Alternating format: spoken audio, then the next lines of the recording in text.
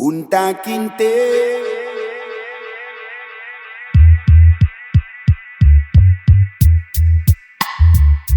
The unbroken man, Kunta Kinte.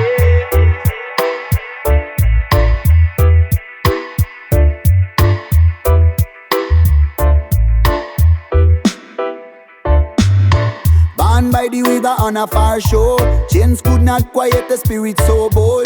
Blood of the ancestors running deep in his veins. He stood unmoved by the colonial chains. The echoes of freedom whispered in his heart. Kunta Kinte knew he would not depart. The unbroken name,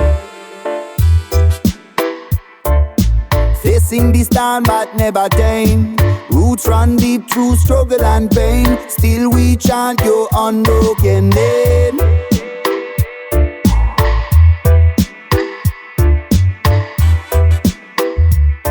The unbroken name. Walking through fire we kept faith alive. Dreaming of fields where his children could thrive. His voice carried up across open seas. Freedom's melody danced in the breeze. From heart to heart his story remains. In every heartbeat the unbroken name. Hear the ancestors call. We uplift the proud and stand tall. Never broken we will.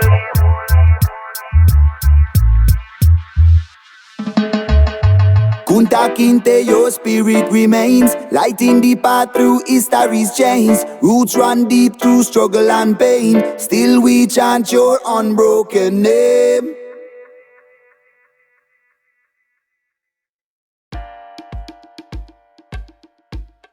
It was a cold evening in the mid-1970s. The kind where the living room felt like the center of the world. The television set, bulky, with its wooden frame and small screen, glowed in the corner, casting flickering light across our faces.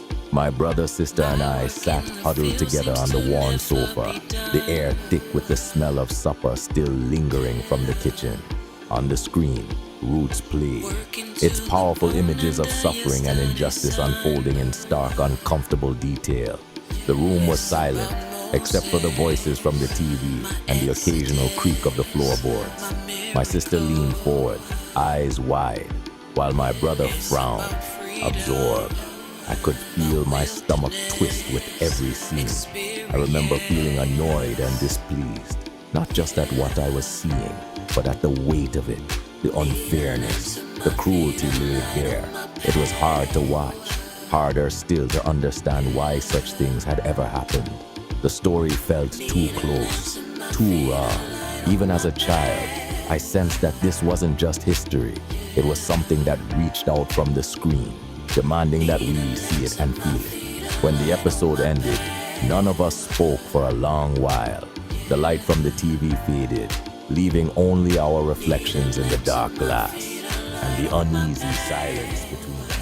Why the Atlantic slave trade was the worst atrocity in modern history.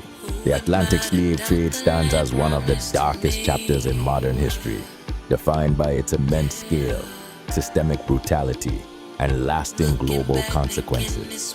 Between the 16th and 19th centuries, an estimated 12 to 15 million African men, women, and children were forcibly taken from their homelands, shipped across the Atlantic under horrific conditions, and sold into lives of perpetual bondage in the Americas.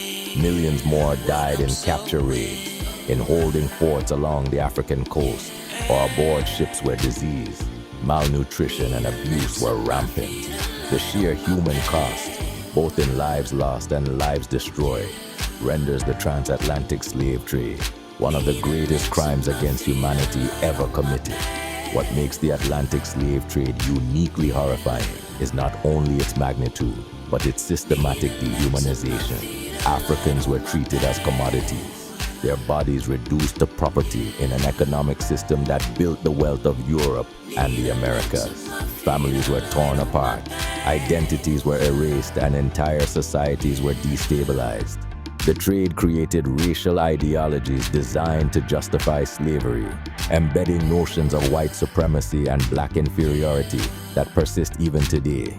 These racist constructs became institutionalized across laws, economies, and cultures, shaping social hierarchies that continue to produce inequality. The moral and psychological violence of the slave trade extended far beyond physical enslavement. It represented a deliberate and organized assault on human dignity, transforming people into profit and pain into power. Unlike other atrocities that may have occurred over shorter periods or in isolated regions, the Atlantic slave trade was a global enterprise, spanning centuries and continents, supported by governments, corporations, and religious institutions. It was not merely tolerated, it was normalized, industrialized, and defended as a cornerstone of progress.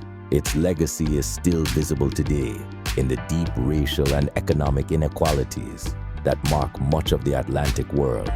The descendants of enslaved Africans continue to face the generational effects of this history, while former colonial powers still benefit from the wealth it produced. The Atlantic slave trade was not only a historical atrocity, it was the foundation upon which much of the modern world was built, making its moral weight and enduring consequences impossible to overstate.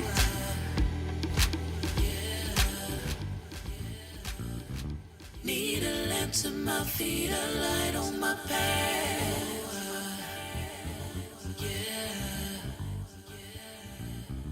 Need a lamp to my feet, a light on my path.